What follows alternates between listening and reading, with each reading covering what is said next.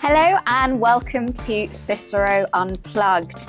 Today, Sarah and I are going to take you through the new government's agenda for healthcare. So Sarah, to kick us off, what's the mood music coming out of the new operation in number 10 in the Department of Health? Well, Emma, we heard from number 10 very clearly from the first days after the election that Keir Starmer expects his ministers to deliver. And that's just the energy that Wes and his department have kicked off with. They said to us in the first weekend that the NHS is broken, an unprecedented term for a health secretary to use when describing the NHS, and a marked change from what came before in the previous government. But it's one thing to say the NHS is broken. How are they going to fix it? Another key change we've already seen is this idea that the health department can be a driver for economic growth in the UK. Again, a big ambition, but what's the details underpinning that? So there's three ways they think that economic growth can be achieved that they've outlined already. Firstly, tackling the waiting list. Secondly, they want the UK life sciences to become a powerhouse for the UK economy. Finally, they'd like the NHS and social care, interestingly, to become economic drivers of growth for the UK economy. Now that's the vision and the ambition. But Emma, what about policy? Have we heard much about health in the King's speech last week? So if we take a moment just to step back, I'd say that this King's speech very much copy and pasted a lot of what was in the manifesto straight into legislation. And the two health bills that were included, I know, not many, were two of their kind of key commitments. So the first was around reforming the Mental Health Act, and the second was about carrying on with the smoking and vapes bill, which of course Rishi Sunak first introduced to Parliament last year. In terms of the Mental Health Act, I mean, we've been talking about reforming that since 2017.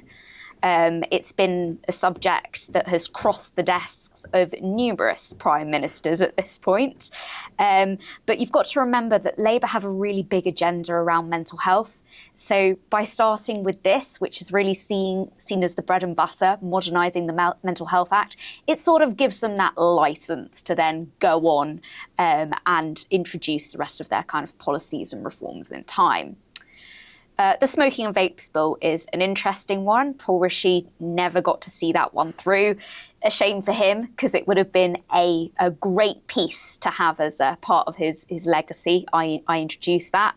Obviously, there's a progressive smoking ban in there, along with restrictions on kind of marketing for cigarettes, vapes, and other tobacco-like products.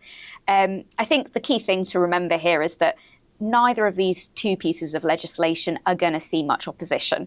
With Labour's majority, these two pieces, they're going to sail through, no problem whatsoever. So Sarah, that's the King's speech. But what wasn't mentioned? Well, as you say, Emma, legislation can only go so far in tackling some of the problems we're currently facing on health in the UK.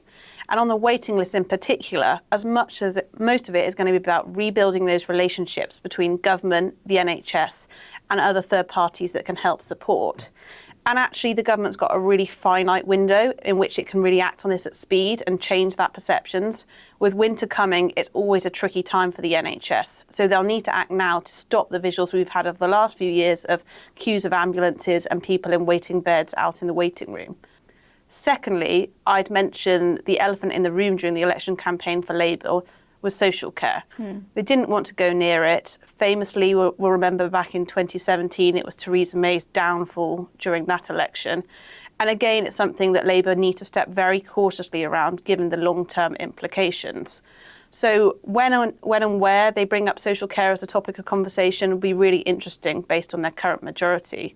So we do expect to see something on social care, but it's a long-term challenge, as are many of the health challenges we face. So what does that say about Labour's longer-term health vision?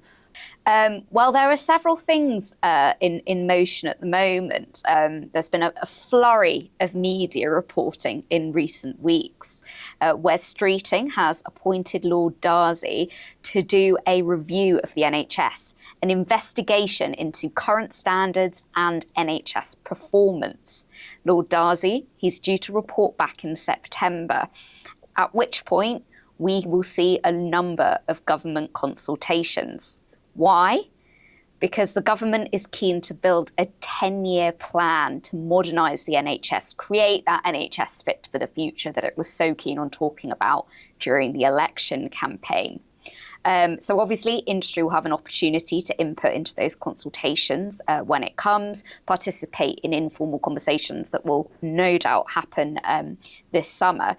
And as far as progressing that 10-year plan, we know that Wes is relying on two very accomplished individuals to build that out. Paul Corrigan, former Labour Health Advisor, and Sally Warren, formerly of the King's Fund. The other thing, I suppose, that I haven't yet mentioned is the Health Mission Delivery Board. The Mission Delivery Board on Health is going to focus on primary care and prevention. So this takes it out of the remit that the 10-year plan is going to focus on. So yeah, there's a lot going on and definitely a busy 12 months ahead. Thank you so much for joining us, and visit Cicero Unplugged again soon.